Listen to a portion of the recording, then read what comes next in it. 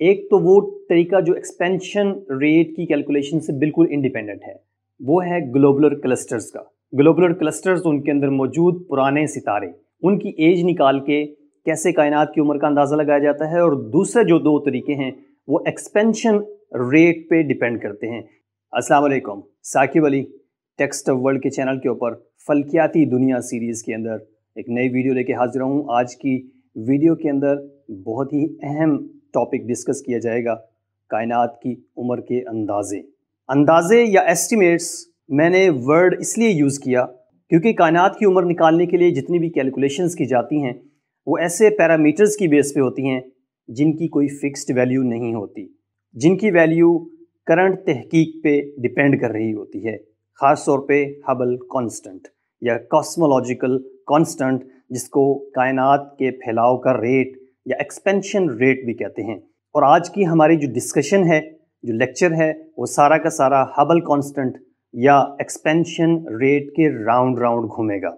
کائنات کی عمر کے بارے میں اس ڈسکشن کو سٹارٹ کرنے سے پہلے میں آپ کو تھوڑی سی اس کی ہسٹری بتانا چاہتا ہوں کہ کائنات کی عمر کو لے کے اور کائنات کے سٹرکچر یا فزیکل کاسمولوجی کو لے کے ہسٹری کے اندر اسٹرانومرز اور سائنسدانوں نے اس کے بارے میں کیا کچھ کہا، کیا کچھ تحقیق چلتی رہی، اور ہم آج یہاں تک کیسے پہنچے۔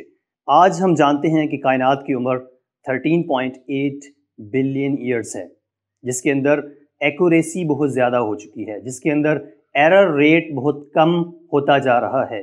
بگ بینگ سے لے کے یہ 13.8 بلین ایئرز کا سفر یا کیلکولیشن کا سفر ہم نے کیسے طے کیا، اس کے بارے میں تھوڑی سی ہسٹری کھنگالتے ہیں۔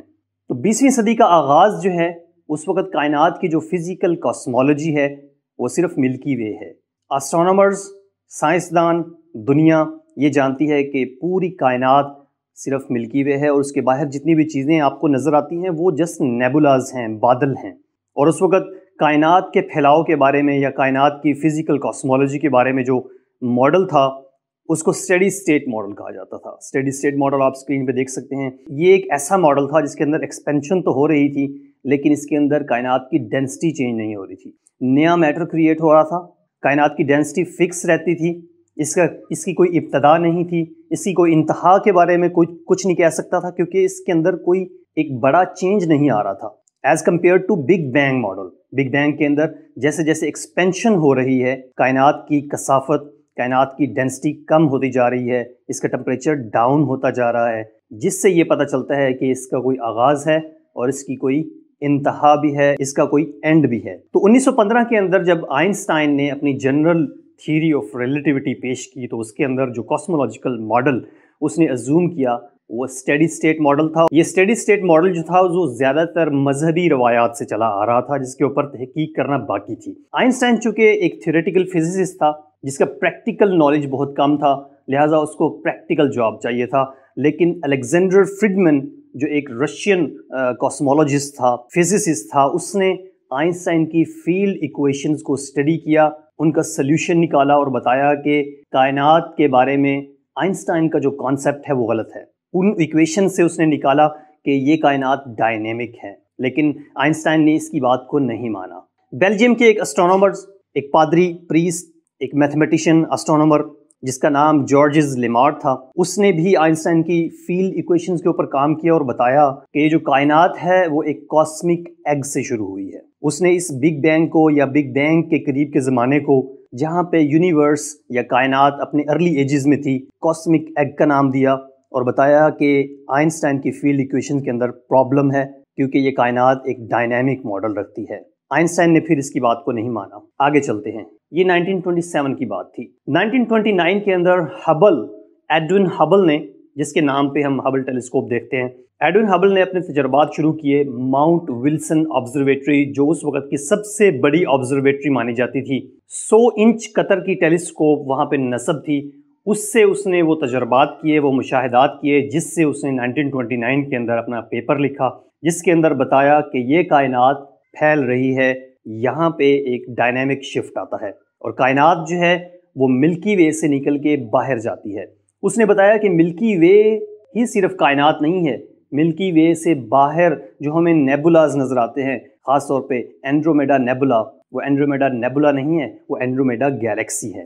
اس نے بہت ساری گیلیکسیز کو اسٹڈی کیا، اس سے آنے والی روشنی کا ریڈ شفٹ انالیسز کیا، اس نے ان گیلیکسیز کے اندر، ان کہکشاؤں کے اندر موجود سیفیڈ ویریبلز، یہ ایسے ستارے ہوتے ہیں جن کی چمک ایک خاص پیریڈ کے اندر چینج ہوتی ہے، اور اس سے اندازہ لگایا جا سکتا ہے کہ یہ ستارے کتنی دور ہوں گے۔ تو اس نے بہت سارے سیفیڈ ویریبلز کو اسٹڈی کیا اور یہ بتایا کہ ہماری اس ملکی وے کہکشاں کے باہر بہت زیادہ کہکشائیں ہیں، اور ان کہکشاؤں کے فاصلے کو ماپ کر اس کا اندازہ لگا کر بتایا کہ یہ کائنات پھیل رہی ہے اور وہ کہکشائیں ہم سے دور جا رہی ہیں۔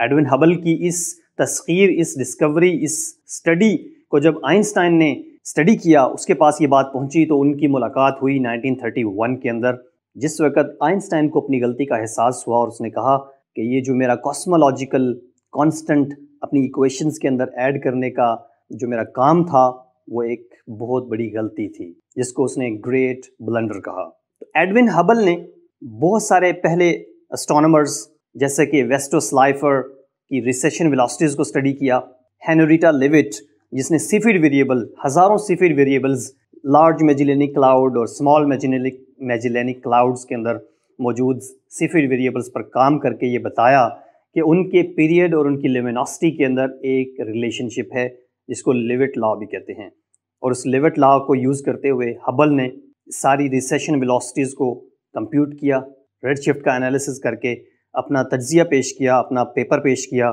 کہ یہ کائنات پھیل رہی ہے۔ اب آگے چلتے ہیں۔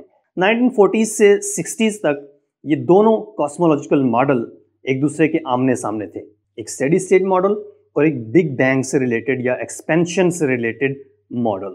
60s کے اندر کیا ہوتا ہے؟ 1965 کے اندر آرنو پینزیس اور رابرٹ ولسن دو انجینئرز تھے جو کام کر رہے تھے ہارن اینٹینا پر۔ بیل لیب کا ایک ہارن اینٹینا تھا جو ریٹائرڈ تھا، وہ چاہ رہے تھے کہ وہ کسی طریقے سے اس کے اوپر مائکرو ویو انرجی یا مائکرو ویو ریڈیشن کے اوپر کام کریں۔ انہوں نے ایک ایسا سگنل ڈیٹیکٹ کیا یا آبزرو کیا جو انہوں نے نوائز کنسیڈر کیا تھا، لیکن ایکچولی وہ نوائز نہیں تھا۔ انہوں نے ہارن اینٹینا کی جگہ کو، سمت کو تبدیل کیا اور دیکھا کہ کیا وہ سگنل ابھی بھی موجود ہے، تو وہ سگنل ہر طرف موجود تھا۔ انہوں نے ہر کوشش کر لی کہ اس نوائز کو ریڈیوس کر کے کسی نہ کسی طریقے سے اس سگنل کو ختم کیا جائے، لیکن وہ سگنل ختم نہیں ہو رہا تھا۔ وہ سگنل تھا cosmic microwave background radiation کا۔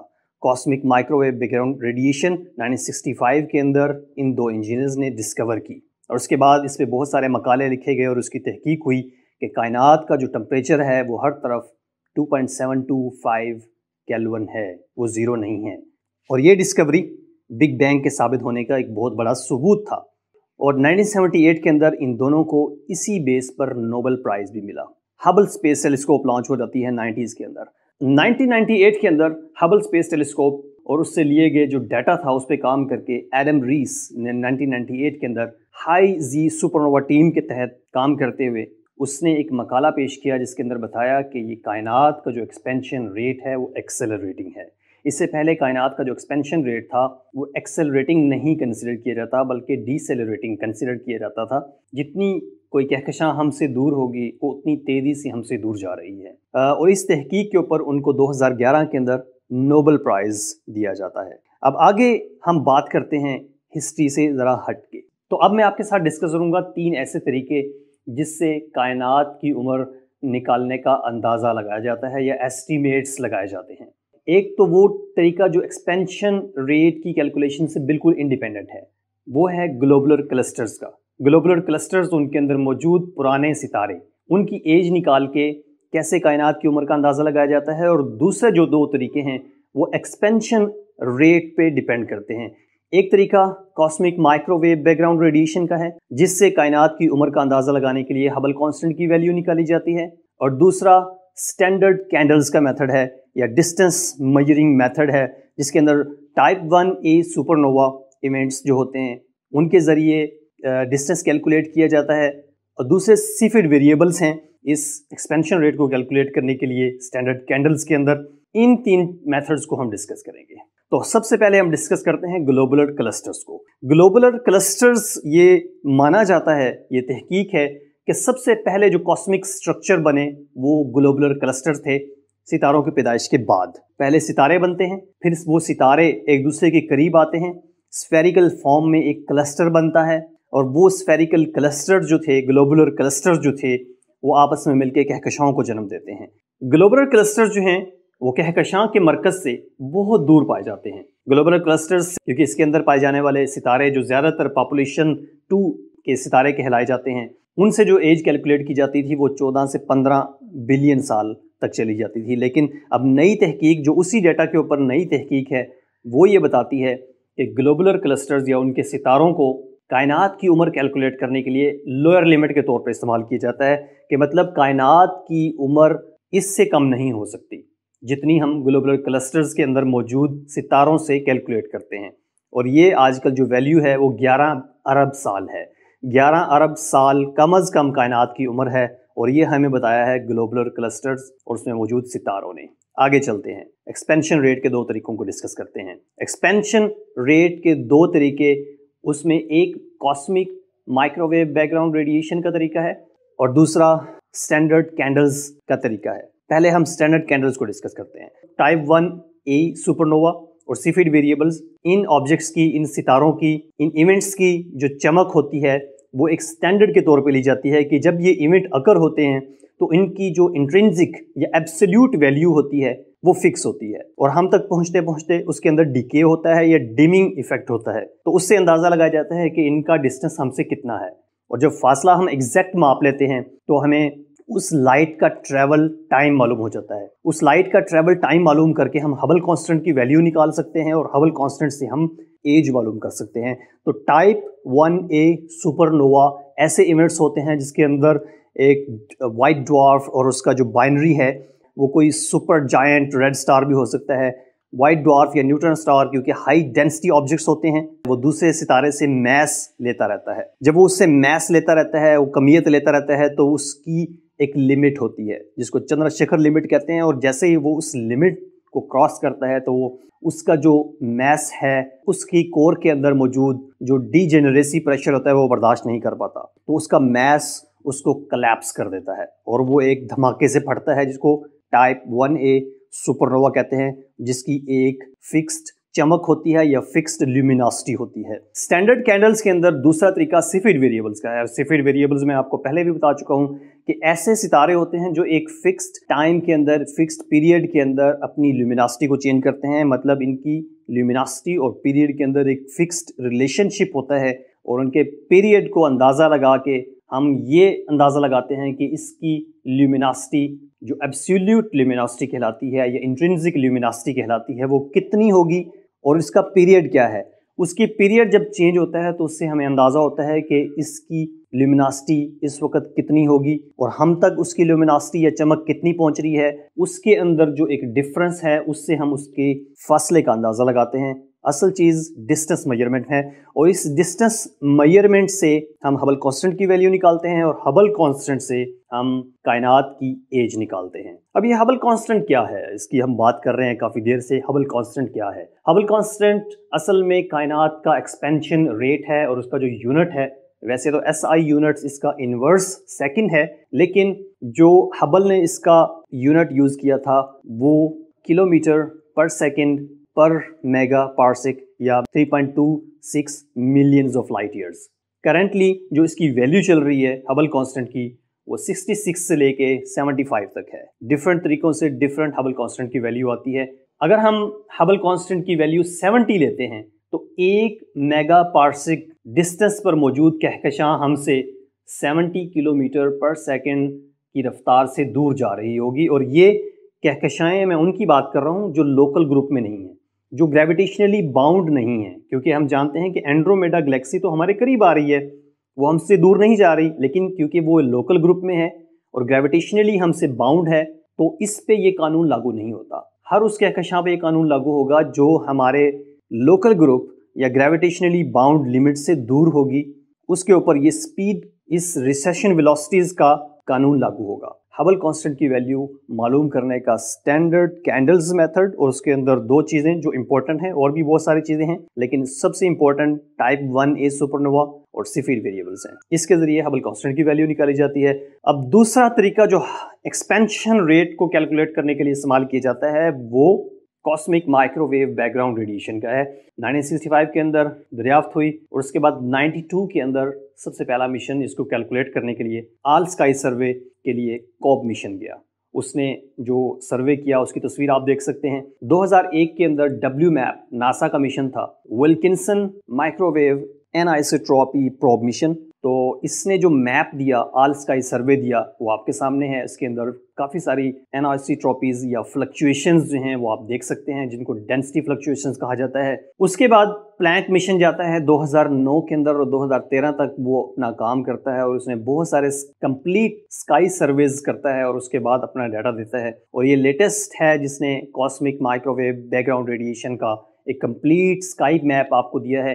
2013 کے بعد پلانک، WMAP، ان سب کے ڈیٹا کے اوپر بہت ساری تحقیق چلتی رہی ہے اور چل رہی ہے. 2012 کے اندر WMAP کا جو ڈیٹا تھا اس کی بیس پہ کائنات کی عمر کا اندازہ 13.772 بلین ایئرز لگایا گیا، جس کے اندر جو ایرر چانسز تھے پلس مائنس جس کو کہہ لیں وہ 59 ملین ایئرز تھا. پھر 2015 کے اندر پلانک مشن جو تھا اس کے ڈیٹا کے اوپر جب انالیسس کیا گیا تو کائنات کی ایج 13.81 بلین ایئرز اور پلس مائنس 38 ملین ایئرز، یا 3.8 کروڑ سال کا پلس مائنس ہو سکتا تھا. پھر 2018 کے اندر پلانک کے ڈیٹا کے اوپر مزید تحقیق کی گئی تو اس سے جو کائنات کی ایج کا تخمینہ لگایا گیا وہ 13.778 پلس مائنس 20 ملین ایئرز، مطلب 2 کروڑ سال کا فرق رہ گیا پلس مائنس کے اندر کائنات کی ایج کے اندر جو ایرر آ سکتی ہے. 2018 کے بعد بھی بہت ساری تحقیق ہوئی، جیسے گلوبولر کلسٹرز کی تحقیق ہوئی 2021 کے اندر جو لیٹسٹ ہے، اور اس سے جو کائنات کی ایج کا تخمینہ نکالا گیا وہ 13.35 ہے، جس میں پلس مائنس 0.5 ہے. اور اصل جو چیز جو کانفلکٹ ہے جس کو ہم ہبل کانسٹنٹ وار کہتے ہیں، اسی لیے یہ کہا جاتا ہے کہ Hubble constant is not constant, کہ دو طریقے ہیں جو ایک دوسرے کے ساتھ کانفلکٹ میں ہیں. ایک cosmic microwave background radiation جو ہبل کانسٹنٹ کی ویلیو زیادہ تر 67 to 68.5 69 تک نکالتی ہے، جس سے کائنات کی جو ایج ہے وہ 13.8 30.78 کے قریب آتی ہے. اور دوسرا گروپ وہ اسٹینڈرڈ کینڈلز کا ہے جس کے اندر ہبل کانسٹنٹ کی ویلیو زیادہ آتی ہے، تقریباً 73.5 74 75 تک چلی جاتی ہے، لیکن اس میں کائنات کی ایج جو ہے وہ کم آتی ہے، 13 بلین ایئرز یا اس سے بھی کم آ جاتی ہے. تو ان دونوں میتھڈز کا پیچ اپ نہیں ہو پا رہا. اب اس کے لیے کیا کیا جائے؟ مزید تحقیق چل رہی ہے کہ کسی طریقے سے ان دونوں میتھڈز کا، ان دونوں طریقوں کا ایک پیچ اپ ہو جائے. فزکس ابھی یہاں پہ کننڈرم میں ہے یا مخمسے میں ہے کہ ان دونوں کا پیچ اپ کیسے کروایا جائے. دونوں ہی بہت اتھینٹک طریقے مانے جاتے ہیں، اسٹینڈرڈ کینڈلز بھی اور cosmic microwave background radiation بھی. گریویٹیشنل ویوز کے اوپر بہت کام ہو رہا ہے. گریویٹیشنل ویوز اس وقت پیدا ہوتی ہیں جب کوئی بائنری سسٹم، جو دو نیوٹران سٹار یا دو بلیک ہولز آپس میں آربٹ کر رہے ہوتے ہیں، تو ان کے کلوژن سے، ان کے اس تیزی سے آربٹ کرنے سے ویوز پیدا ہوتی ہیں جن کو ہم گریویٹیشنل ویوز کہتے ہیں. اور یہ ویوز ٹریول کرتے کرتے کرتے بہت دور نکل جاتی ہیں، لیکن یہ ویوز جو ہیں بہت ہی کمزور ہوتی ہیں کیونکہ گریویٹیشنل فیلڈ یا گریویٹیشن جو ہے ایک ویک فورس ہے. اس کو ڈیٹیکٹ کرنا انتہائی مشکل ہے. 1974 کے اندر انڈائریکٹ ڈیٹیکشن ہوئی اس کی، اور 2015 کے اندر ڈائریکٹ ڈیٹیکشن ہوئی. 2015 سے لے کر اب تک گریویٹیشنل ویوز کے اوپر کام ہو رہا ہے. لیکن سائنسدانوں کا یہ کہنا ہے کہ اس طرح کے جو ایونٹس ہیں، جو دو بلیک ہولز ایک دوسرے کو آربٹ کریں، دو نیوٹرانز سٹار ایک دوسرے کو آربٹ کریں، اس طرح کے ایونٹس ایٹ لیسٹ 40 ایونٹس اس طرح کے اگر ہم ڈیٹیکٹ کرتے ہیں، ان کا ڈیٹا ہمارے پاس آتا ہے، تو ہبل کانسٹنٹ کی ویلیو کیلکولیٹ کی جا سکتی ہے. اور ابھی جو کرنٹ ایونٹ تھا GW 170817، اس سے جو کائنات کی عمر یا ہبل کانسٹنٹ کی ویلیو نکالی گئی ہے وہ 69 ہے، تو جو پلانک کے ڈاٹا کے ساتھ تھوڑا کمپلائی کر رہی ہے، لیکن ابھی اس پہ کام ہونا باقی ہے. تو اپنی ڈسکشن کو یہاں پہ ختم کروں گا کہ جتنی بھی کائنات کی عمر کو نکالنے کے لیے تحقیق کی جا رہی ہے وہ زیادہ تر ان 3 میتھڈز پہ ہی ہے. ایک گلوبولر کلسٹرز کے اوپر، دوسرا اسٹینڈرڈ کینڈلز میتھڈ کے ذریعے ہبل کانسٹنٹ کی ویلیو، تیسرا CMB کے ذریعے ہبل کانسٹنٹ کی ویلیو، اور جو نئے میتھڈز اب یوز کیے جا رہے ہیں وہ گریویٹیشنل ویوز کا میتھڈ ہے، گریویٹیشنل لینزنگ کا میتھڈ ہے۔ تو ان سارے میتھڈز کا آپس میں انٹیگریشن ہونا باقی ہے، کلیبریشن ہونا باقی ہے۔ اس کے بعد ہبل کانسٹنٹ کی کوئی ایسی ایگزیکٹ ویلیو آتی ہے تو پھر ہمیں پتہ چلے گا کہ بگ بینگ سے لے کر اب تک کتنا وقت گزر چکا ہے۔ تو یہ تھی کائنات کی عمر کو لے کے اب تک کی ڈسکشن۔ اگلی ویڈیو آپ تک پہنچے اس کے لیے آپ کو سبسکرائب کرنا پڑے گا۔ اگر ویڈیو پسند آئی ہے تو کمنٹ کے اندر بتائیں، لائک کریں، دوستوں کے ساتھ شیئر کریں۔ Thank you so much for watching. اللہ حافظ۔